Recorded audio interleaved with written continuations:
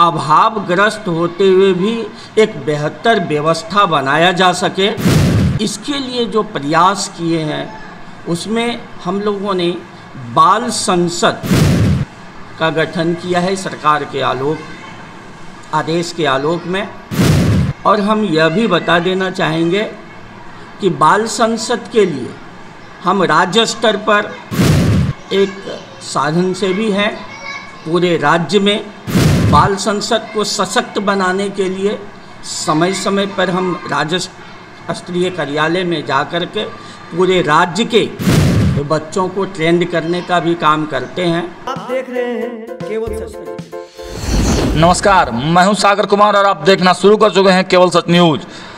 अभी हम लोग बांका में हैं और आप देख रहे हैं मेरे ठीक पीछे प्रोन्नत मध्य विद्यालय सैजपुर बांका के प्रांगण में और हम लोग हैं और हमारे साथ विशिष्ट अतिथि के तौर पर आज जुड़ चुके हैं यहाँ के प्रधानाध्यापक श्री शंकर हरिजन जी। हम लोग इनसे बात करेंगे और जानेंगे यहाँ की क्या व्यवस्थाएं हैं, स्कूल में क्या क्या सुविधाएं बच्चों को दी जाती हैं। चूँकि इस विद्यालय का आसपास के क्षेत्रों में बड़ा ही नाम है और खुद श्री शंकर हरिजन सर का भी काफ़ी ज़्यादा नाम है इस क्षेत्र में, प्रभाव है इनका। इनके एक आवाज़ पर यहाँ के अभिभावक, यहाँ के बच्चे दौड़े चले आते हैं। इस प्रकार की सुविधा और व्यवस्था इन्होंने यहाँ पर दिया है। इसलिए आज हम लोग यहाँ पर पहुँचे हैं क्योंकि केवल सच पूरे बिहार के हक की लड़ाई लड़ती है और हक और दिखाती है। हम केवल निगेटिव न्यूज़ ही नहीं दिखाते हैं, हमें जो अच्छा लगता है वो भी चीज़ हम लोग आपके सामने रखते हैं और यहाँ से सीखने की चीज़ें हैं, इसलिए हम आपके सामने रख रहे हैं कि यहाँ बहुत ऐसी चीज़ें हैं जो कि सरकार के इतर खुद प्रधानाध्यापक जी ने अपने से व्यवस्थाएं की है। तो यहाँ से मैं पूरे बिहार के विद्यालयों को एक संदेश देना चाहता हूँ कि यहाँ से सीखें और अमल में लाएँ। बहुत बहुत स्वागत है सर आपका। सबसे पहले हम जानना चाहेंगे सर कि यहाँ क्या क्या बेसिक सुविधाएं आप देते हैं बच्चों को। सरकार के द्वारा विद्यालय के विकास के लिए, विद्यालय के शैक्षणिक माहौल के विकास के लिए, विद्यालय के भौतिक माहौल के विकास के लिए जो भी सुविधाएं दी जाती हैं वह तो दी ही जाती है और बराबर जो भी प्रोवाइड करती है अन्य विद्यालयों के लिए तो इस विद्यालय के लिए भी प्राप्त होता रहा है। इसके इतर हम इस विद्यालय में बतौर प्रधानाध्यापक 13 सितंबर 2013 को पदस्थापित हुए हैं। उस समय से आज तक इस विद्यालय में जो बुनियादी सुविधाएं होनी चाहिए उसका अभाव रहा, टीचर का घोर अभाव रहा। बहुत प्रयासरत रहते हैं विभाग से, लेकिन विभाग के द्वारा कोई टीचर आज तक यहाँ बच्चों के अनुपात के आधार पर नहीं पदस्थापित हो पाए। वर्तमान में हमारे विद्यालय में 286 बच्चे हैं क्लास 1 से लेकर के क्लास 8 तक, जिसमें प्रधानाध्यापक सहित मात्र 4 टीचर हैं। हमारे पास कमरा पर्याप्त हैं, सभी रिसोर्सेस पर्याप्त हैं, लेकिन टीचर का अभाव है। तो टीचर के अभाव में हम बहुत दिनों तक बिहार शिक्षा परियोजना में सेवा दिया है और बिहार शिक्षा परियोजना में रहते हुए शिक्षण कार्य में, क्लासरूम ट्रांजैक्शन में, विद्यालय के मैनेजमेंट में, विद्यालय के संचालन में क्या चीज़ें होनी चाहिए जो एक बेहतर व्यवस्था बनाया जा सके, इसके लिए जो प्रयास किए हैं उसमें हम लोगों ने बाल संसद का गठन किया है सरकार के आदेश के आलोक में। और हम यह भी बता देना चाहेंगे कि बाल संसद के लिए हम राज्य स्तर पर एक साधन से भी हैं। पूरे राज्य में बाल संसद को सशक्त बनाने के लिए समय समय पर हम राज्य स्तरीय कार्यालय में जाकर के पूरे राज्य के बच्चों को ट्रेंड करने का भी काम करते हैं। उसका लाभ हमें अपने विद्यालय में भी मिला। हम अपने विद्यालय में भी एक सशक्त बाल संसद तैयार करते हैं जो टीचर के अभाव को बहुत हद तक पूरा करने में हमें मदद मिलता है। बाल संसद में प्रधानमंत्री सहित 7 मंत्रालय है जो सभी विभाग बटा हुआ है, जिसमें प्रधानमंत्री मंत्रालय, शिक्षा मंत्री मंत्रालय, स्वास्थ्य साफ सफाई मंत्रालय, खेल एवं संस्कृति मंत्रालय, विज्ञान एवं पुस्तकालय मंत्रालय, जल एवं कृषि मंत्रालय और एक बहुत महत्वपूर्ण मंत्रालय जोड़ा गया है सरकार के द्वारा, वह है बाल सुरक्षा मंत्रालय, जो आज ज़रूरत है इस प्राकृतिक आपदा, चूँकि प्राकृतिक आपदा कह के नहीं आती है, वह अकस्मात आती है, वैसे स्थिति में हमारा बच्चा अवेयर कैसे हो, हमारे बच्चा पहले से जागरूक कैसे हो, तो ये सारी चीज़ें हम बच्चों के माध्यम से अपने विद्यालय में उतारने का प्रयास करते हैं और हम एक संयोजक टीचर की भूमिका में रहते हैं, तो वह भी हमको प्राप्त होता है। तो इनका चुनाव कैसे होता है बाल संसद? बाल संसद का चुनाव पूरे विद्यालय के बच्चों को प्रांगण में बैठाते हैं और क्लास वाइज हम उन्हीं बच्चों में से सशक्त बच्चे जो इस दायित्व को निर्वहन कर सके, पहले हम बाल संसद के फोरम के बारे में बच्चों को बताते हैं कि हम विद्यालय स्तर पर इसका गठन करते क्यों हैं, क्या आवश्यकता है ये बाल संसद का विद्यालय में। जब पूरी बातें, पूरा स्ट्रक्चर, पूरा कार्य प्रणाली इसका बच्चों को बताते हैं, तब उनसे अपेक्षा करते हैं कि बेटा अब आप यह बताइए कि इस बाल संसद का जो संरचना है जिसमें इतने मंत्री सदस्य होते हैं, कौन आपके विद्यालय का और आपका देख रेख में यथोचित सहयोग कर सकता है, वैसे बच्चों को आप चयन कीजिए। उसमें क्या कुछ पारिश्रमिक भी मिलती है? कोई पारिश्रमिक नहीं मिलती है, यहाँ तक पारिश्रमिक तो विद्यालय प्रांगण में कहीं किसी को नहीं मिलता, टीचर को सरकारी वेतन के अलावा। बच्चों को यहाँ तक बताते हैं कि पहले आपका गार्जियन जो विद्यालय भेजा है आपको, वो पढ़ने के लिए भेजा है, यहाँ काम करने के लिए नहीं भेजा है। लेकिन आप विद्यालय के विकास के लिए, आप अपने साथियों के शैक्षणिक तस्वीर को उभारने में कितना यथोचित सहयोग कर सकते हैं, अपनी पढ़ाई को जारी रखते हुए, अपने विदाउट अपने क्लास की पढ़ाई को नष्ट किए हुए, इन चीज़ों पर ख्याल रखवाते हैं हम। फिर उन बच्चों से जब भी हम सामूहिक कार्य लेने की बात करते हैं तो स्पेशल ट्यूटोरियल क्लास करके हम उन बच्चों की भरपाई करते हैं कि बेटा आपका आज ये चीज़ें छूट गया है, आप आएँ, और हम फिर उसको पूरा करते हैं। तो दिन भर में जब भी कभी विशेष काम के लिए उनको जोड़ने का प्रयास करते हैं तो ट्यूटोरियल क्लास करके हम उन बच्चों की उसकी भरपाई भी करते हैं। ठीक है, अभी हम देख रहे थे कि 1, 2, 3 के बच्चे एक साथ बैठे हुए हैं, उसी तरह 4, 5 के बच्चे एक साथ बैठे हुए हैं, तो इस तरह क्या पढ़ाई में उनके प्रभाव नहीं पड़ेगा, गुणवत्ता में प्रभाव नहीं पड़ेगा? एकदम पड़ेगा प्रभाव, निश्चित तौर पर। वो बहुवर्गीय क्लास है और बच्चे को एक क्लास में जितना नामांकन है, उस नामांकन के आधार पर अगर वहाँ टीचर रहता तो हमको 2 बेनिफिट मिलता। पहला नंबर बेनिफिट मिलता कि हम बच्चों का गहन अध्ययन करते हुए उन्हें क्या चाहिए, उम्र सापेक्ष शिक्षा देने में, गुणवत्तापूर्ण शिक्षा देने में वह दे पाता।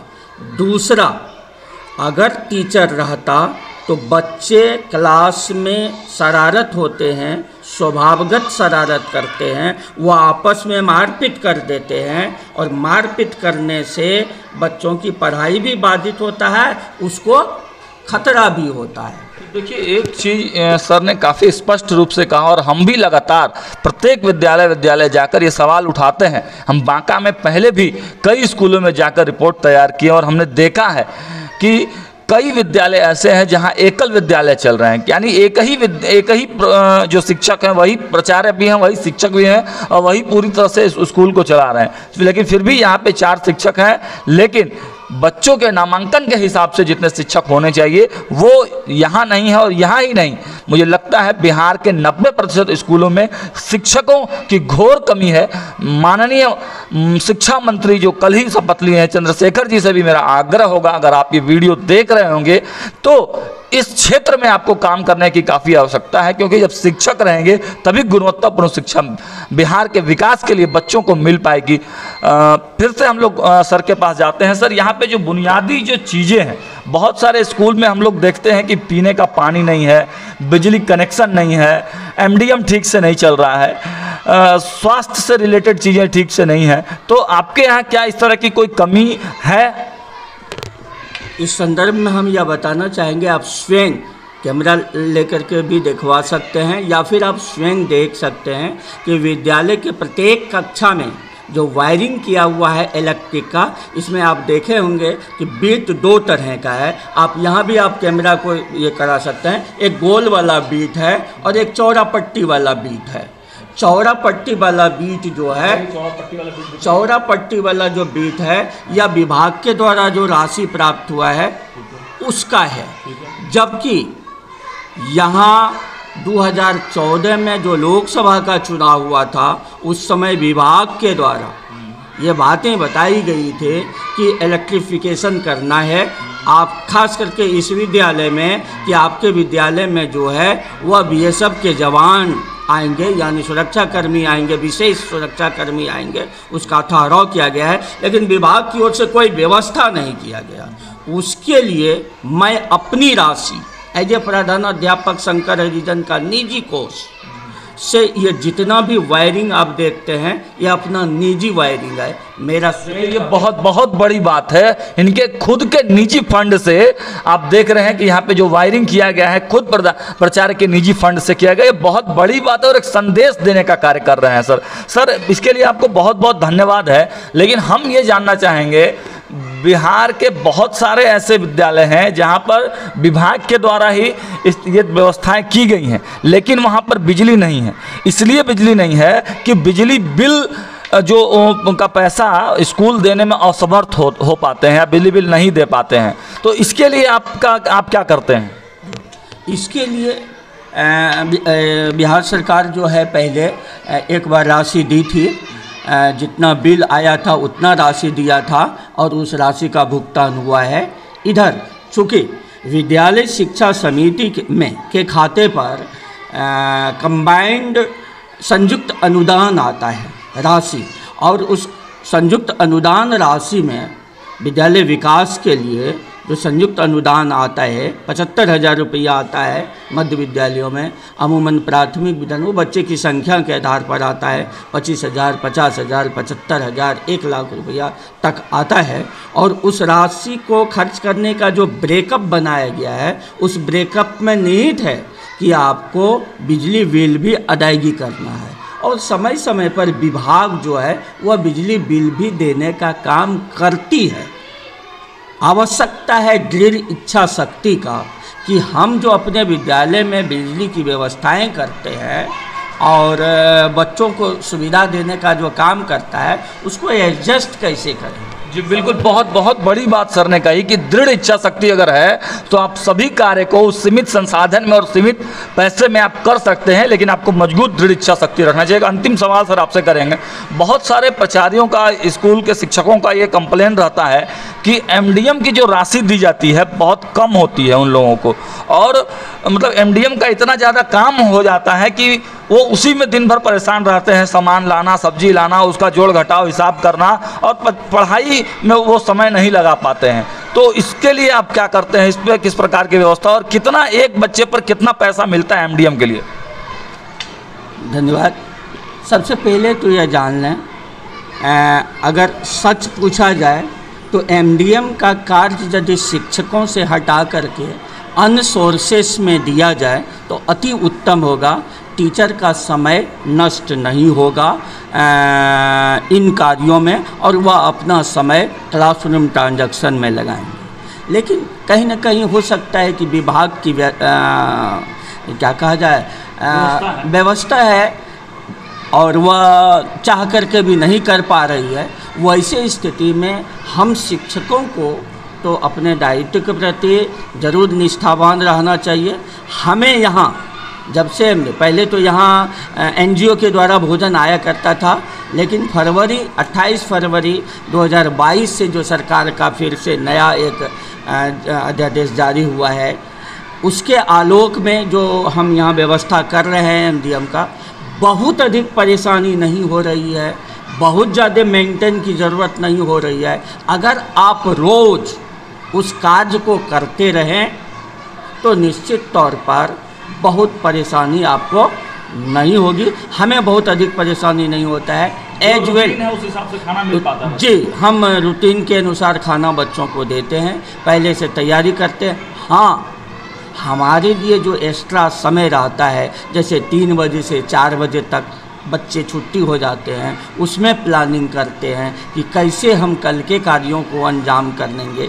टिफ़िन का जो समय होता है उसका हम उपयोग करते हैं। एक बच्चों के लिए कितना राशि लगभग आता है? 4 रुपया 97 पैसा जो है वह है 1 to 5 के लिए, और 7 रुपया 22 पैसा या कुछ जो है वह है 6 to 8 के लिए। राशि बहुत कम है। 4 रुपये 97 4 रुपये 97 पैसा 1 से लेके 5 तक के लिए। 4 रुपये 97 पैसे, लगभग 5 रुपये मान के चलिए कि 1 से लेकर 5 तक के बच्चे के 5 रुपये मतलब दिए जाते हैं। उस 5 रुपये में उसको भरपेट भोजन कराना है। आप सोच लीजिए, बिहार सरकार में जो बैठे हुए अधिकारी हैं, शिक्षा मंत्री हैं, आप समझ लीजिए कि 5 रुपये अगर आपको दिए जाए और उसमें आपको वो व्यवस्था करनी है तो आप किस प्रकार करेंगे।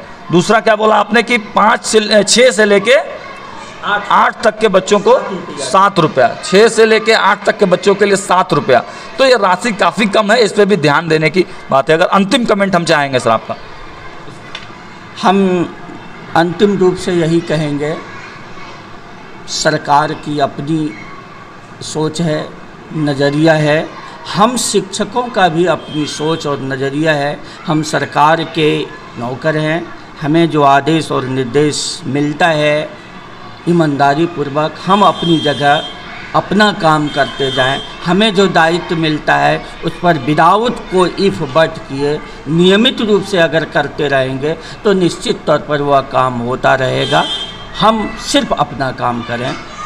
बहुत बहुत धन्यवाद सर। देखिए, सिर्फ अपना काम करें और विद्यालय के हित के लिए किस प्रकार अपने इच्छा शक्ति की ज़रूरत होती है और काफ़ी कम संसाधन पैसा होते हुए भी विद्यालय को अच्छे ढंग से चलाया जा सकता है। इसका जीता जागता उदाहरण यह प्रोन्नत मध्य विद्यालय सहजपुर बांका है। ये देखिए, यहाँ बगल में बाल संसद का भी लिस्ट आप देख रहे हैं, है ना। ये बाल संसद का ये लिस्ट आप देख पा रहे हैं। ये 4 शिक्षक यहाँ पे हैं प्राचार्य को मिलाकर। बाकी और भी विद्यालय में जाकर भी हम बच्चों से भी आपको मिलाते हैं और दिखाते हैं कि यहाँ के बच्चे कितने टैलेंटेड हैं।